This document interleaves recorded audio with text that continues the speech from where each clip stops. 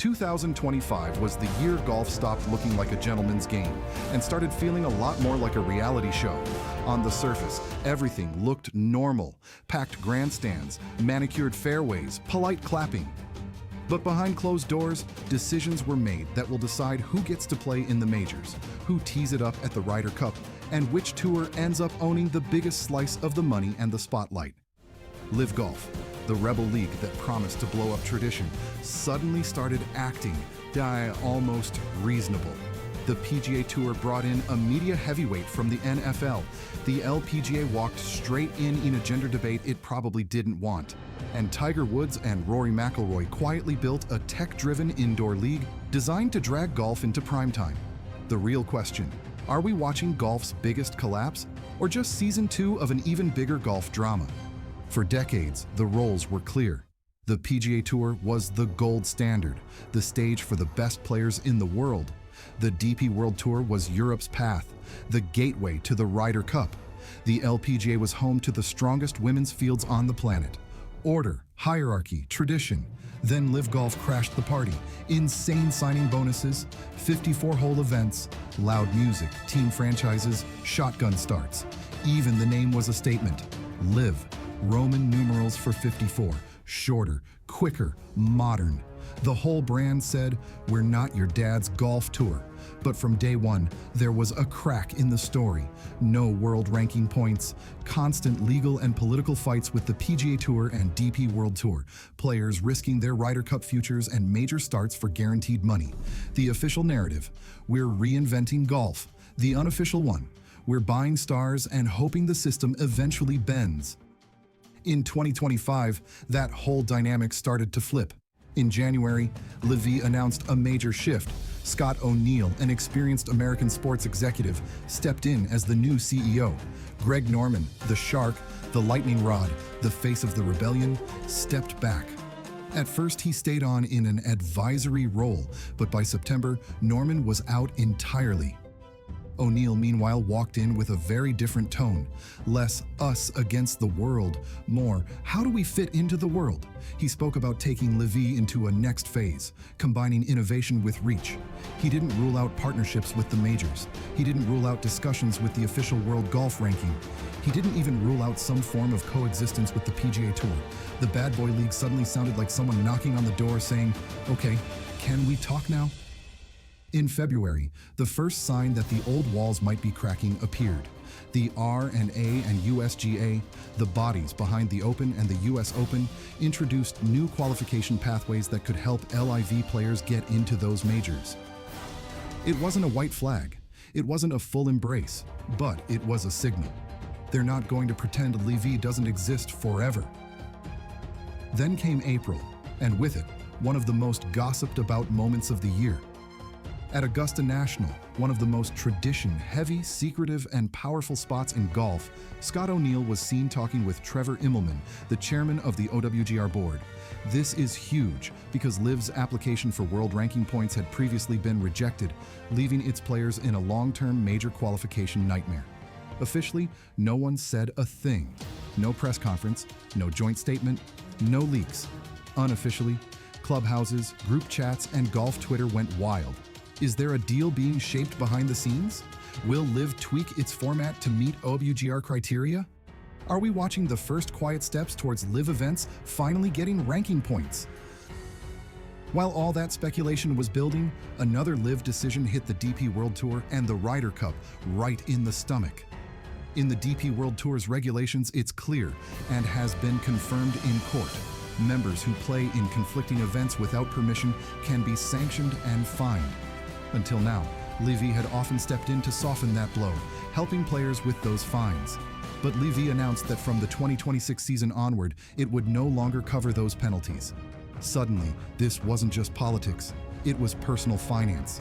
Top names like Jon Rahm and Tyrrell Hatton could still play the Ryder Cup and DP World Tour events in 2025 without immediate financial damage because their disciplinary cases were still in appeal.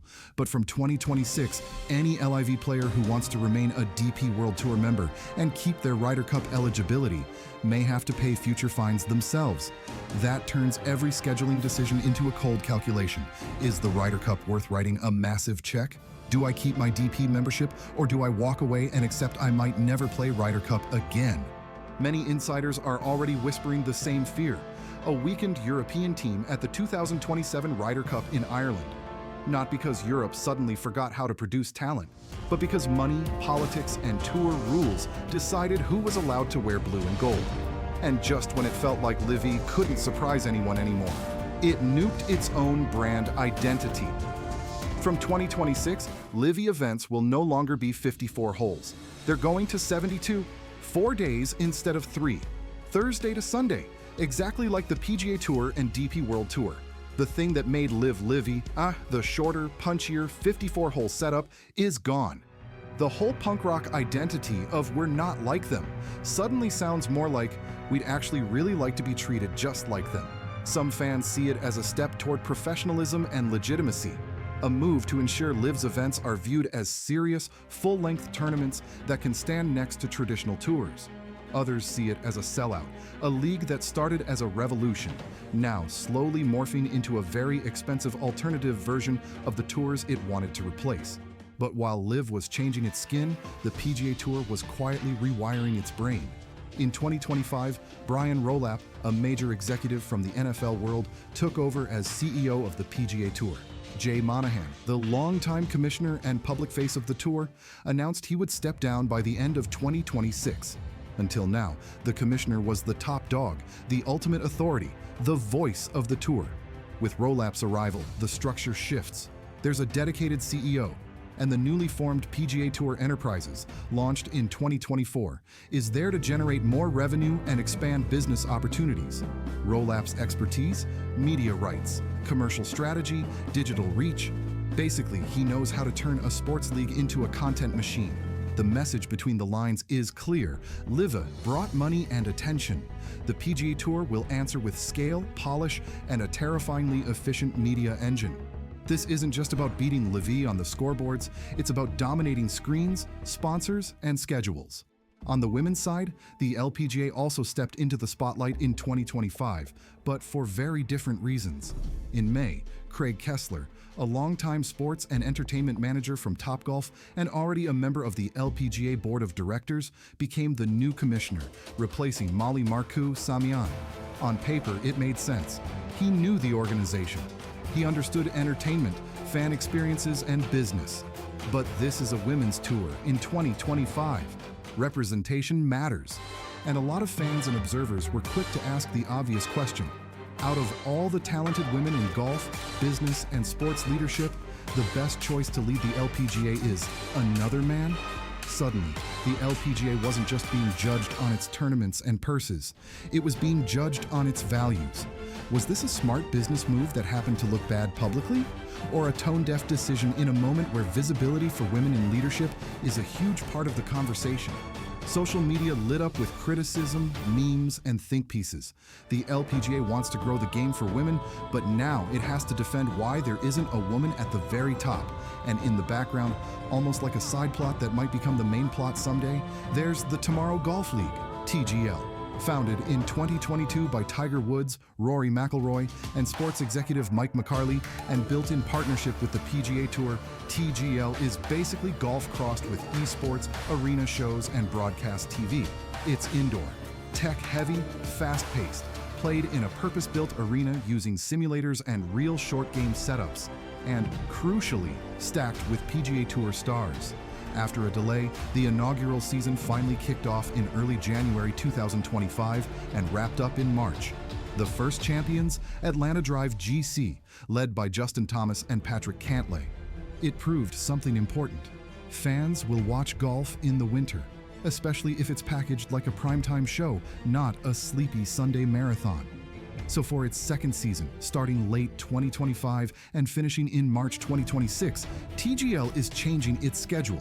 Instead of only having matches on early weeknights, it's moving some games to Friday afternoons and Sundays. That's not random. That's an attack on prime viewing windows. Altogether, it looks like this: PGA Tour outside in the traditional season, TGL inside in the winter.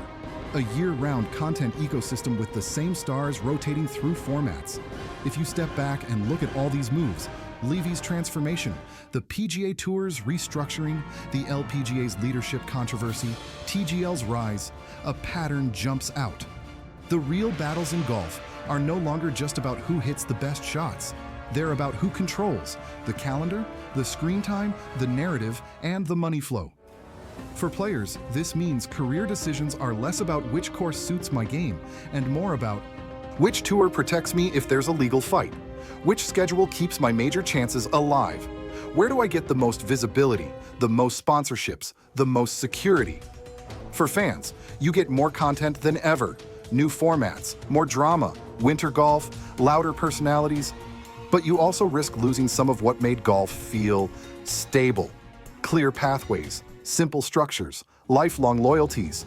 And for the sport itself, maybe we're at the point where tour loyalty matters less than brand building, where legacy has to share space with media value, where golf stops pretending it's above the entertainment business and openly dives in. So what was 2025 really?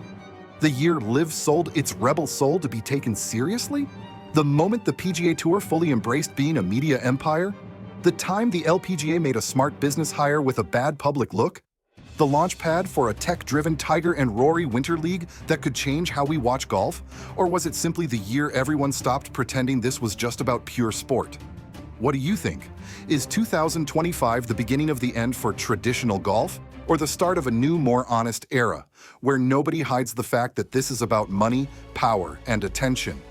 Tell me in the comments, should LIV have stayed at 54 holes? Would you rather see a woman leading the LPGA?